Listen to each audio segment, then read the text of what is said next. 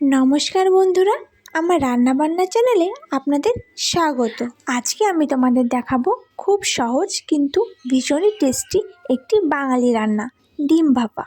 ভাজাভাজির ঝামেলাও নেই আর খুবই অল্প সময় এটি তৈরি হয়ে যায়, আর স্বাদ হয় এটার অতুলনীয়। তো চলুন শুরু করা যাক।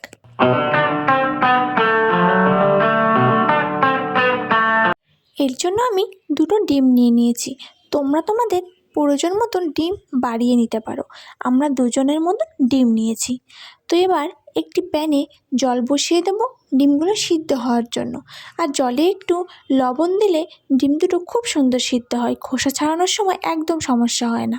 আর আমি তার মধ্যে দিয়ে দেবো কিছু আমন্ড আর কিছু পেস্তা বাদাম, কেননা এগুলো জলে ভিজিয়ে না রেখে কম সময়ের মধ্যে এইভাবে দিয়ে দিলে খুব ভালো সিদ্ধও হয়ে যায়। তারপর একটি বাটিতে একটু সাদা সর্ষে আর একটু পোস্ত ভিজিয়ে রাখবো। তোমরা তোমাদের ডিম অনুযায়ী এটার কোয়ান্টিটি বাড়াতে পারো। আমি দুটো ডিমের মতন দিয়েছি। এবার এটা কিছুক্ষণ জলে ভিজিয়ে রাখবো। ততক্ষণে ডিমটা সিদ্ধ হচ্ছে কি না আমরা সেটাই দেখব। খানিকক্ষণ ভিজিয়ে রাখার পরে এটা যখন আমাদের ভিজে গেল, তখন আমরা ওইদিকে সিদ্ধ করা ডিম আর পেস্তা বাদামগুলো আলাদা করে তুলে নেব। এরপর আমরা এক এক করে সমস্ত উপকরণগুলো শিলে বেটে নেব, কেননা অল্প মশলা, তার জন্য শিলে বাটলেই ভালো হয়। তাই এক এক করে সর্ষে, পোস্ত, ঝাল আর সেই বাদামগুলো আমরা একসাথে বেটে নিয়েছি। সমস্ত কিছু আমাদের বেটে নেওয়া একদম কমপ্লিট। এবার ডিমগুলো ছাড়িয়ে নেওয়ার পালা। ডিমগুলো ছাড়িয়ে নিয়ে আমরা ডিমগুলো হালকা করে একটু ভেজে নেব। ডিমগুলো আমরা দুটুকরো করে কেটে নিয়েছি ভিতরে মশলাটা প্রপার যাওয়ার জন্য। তোমরা চাইলে নাও কাটতে পারো। আর আমাদের এই রান্নাটা সম্পূর্ণ সরিষার তেলে হবে, তাই প্যানে অল্প একটু সরিষার তেল দিয়ে দিয়েছি।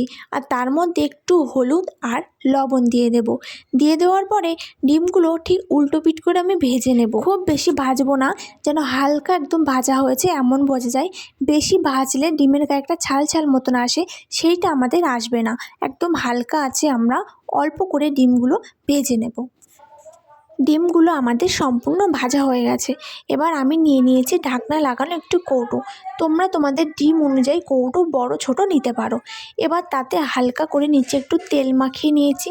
আর যে মশলাগুলো আমি বেটে রেখেছিলাম, পেস্তা বাদাম আর আমন্ড বাদাম বাটা আর সর্ষে পোস্ত বাটা আর ঝাল বাটা, এইগুলো একসাথে বেটে রেখেছিলাম, সেগুলোই টিফিন ক্যারিয়ারের মধ্যে দিয়ে দিলাম।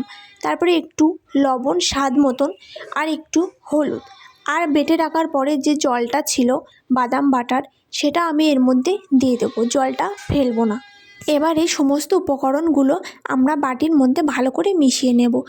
এগুলো একসাথে মিশিয়ে নেওয়ার পরে এর ঘনত্বটা ঠিক এমন আসবে। এরপর এর মধ্যে এক এক করে আমরা ডিমগুলো বসিয়ে দেব। ডিমগুলো যেহেতু আমাদের আগের থেকে সিদ্ধ ছিল, তাই বেশি জল দেওয়ার প্রয়োজন নেই। অল্প একটু জল দেব, যেটুকু জলে মশলাটা হবে সেটুকুই। আর তারপর 3টে কাঁচা লঙ্কা দিয়ে দিলাম, আর একটু ধনের পাতা উপর দিক দিয়ে ছড়িয়ে দিলাম। আর যেটা না দিলে ডিম ভাপার স্বাদটাই ঠিকঠাক আসবে না, সেটা হচ্ছে সরিষার তেল। একদম কাঁচা খাঁটি সরিষার তেল উপর থেকে আমি ছড়িয়ে দেব। তোমরা যেমন যে ঝাঁঝ খেতে পারো তেমন দেবে। আমাদের দুটো ডিম অনুযায়ী আমরা সেই হিসাবে তেল দিয়েছি। এরপর আর দেরি কেন, টিফিন ক্যারিয়ারের মুখটা আটকে নিন। আটকে দিয়েই গরম জলের উপরে বসিয়ে দিন। দেখবেন টকবক করে ফুটছে। দুটো ডিমের জন্য 10 থেকে 15 মিনিট, আর 4টে ডিম হলে 20 থেকে 25 মিনিট রাখলে ব্যাস রেডি। একদম গরম গরম ডিম ভাপা। খেতে এতটা টেস্টি হয়েছিল তা আপনারা ভাবতেও পারবেন না। তো এখন শীতের সকালে এমন চটজলদি গরম গরম ডিম ভাপা যদি হয় না, এক থালা ভাত এমনিই খাওয়া হয়ে যাবে। এমন চটজলদি ঘরোয়া রেসিপি পাওয়ার জন্য আমার চ্যানেলটি কিন্তু অবশ্যই সাবস্ক্রাইব করতে হবে। ভিডিও ভালো লাগলে একটি কমেন্ট আর একটি লাইক করতে কিন্তু ভুলবেন না। আর পাশে থাকা বেল আইকনটি অবশ্যই প্রেস করবেন, যাতে নেক্সট ভিডিও আপনাদের কাছে সবার আগে পৌঁছে যায়।